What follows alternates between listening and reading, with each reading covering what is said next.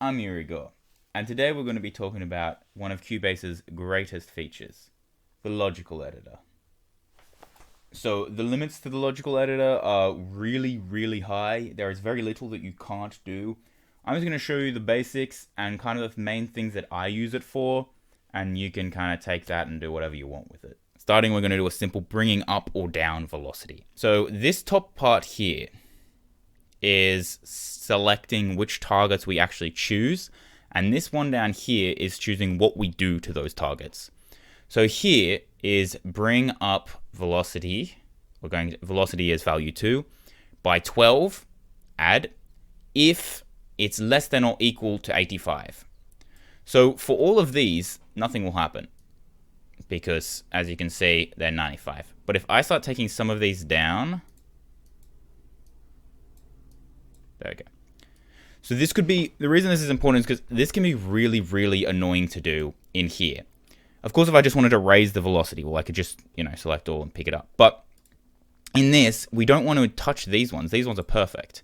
We only want to mess with the blue ones. So how do we do this besides selecting them all individually and then dragging them all up? We use the logical editor. So we're going to do this, and we're going to say, what are these ones on? Ones are on, 94 something. So we're going to just click apply, and you can see it's bringing up all the ones that are too low. And now, if we wanted, we could say if you're above, I don't know, below 93, then we're going to bring it up by 1. Ooh, 1.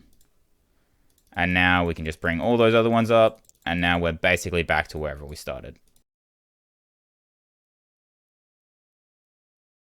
So another really simple one is set velocity. So of course, again, you could do this in a couple different steps. You could select all, you could drag up, and then you could pull down to 70. Great. You could do that.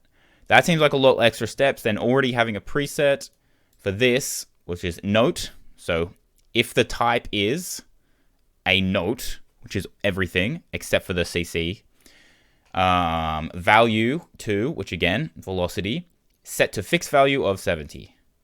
Simple. Again, there's some of these things you could do. This one, I guess, is pretty even in timing, I guess, between the two. But if you've already got all of these different presets that you can make, not presets, just then sure, easy.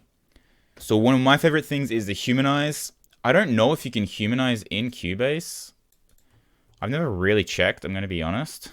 And I'm not going to check now, because I have a built-in humanize. So it's just saying if it's a note, we're going to change the value by set a random value between -10 and +10. And so what this one is, set relative random value, means that relative to what we're currently at, we're going to go up or down 10. And so now you can see this is going to sound...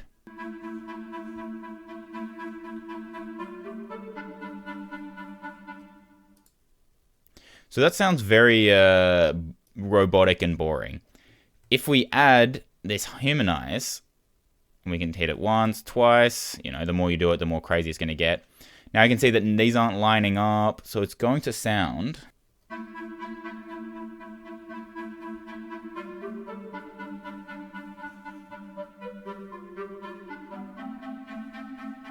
a lot more like it's actual people playing instead of just computer.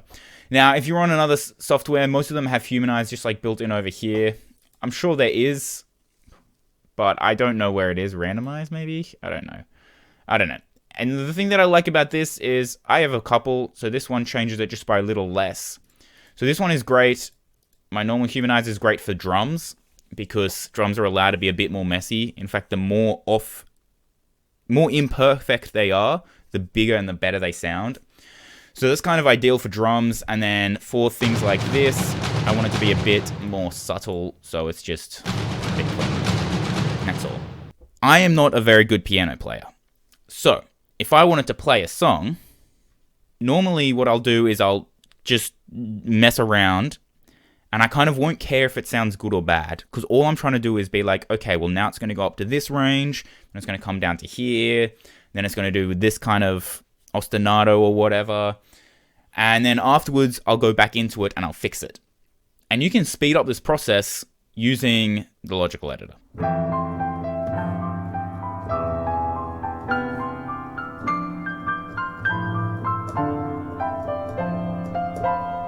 So you just heard that. It was awful, of course.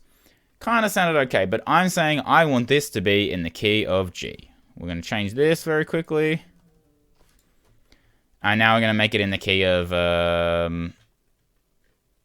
G minor. Sure. So we're going to get up this Humanize, this logical editor, sorry.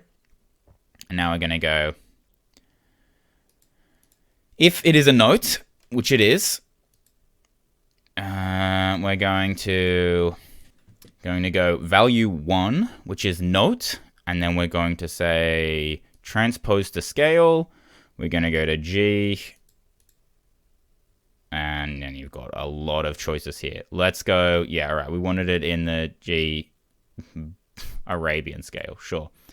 Can apply that, so, and we can hear it.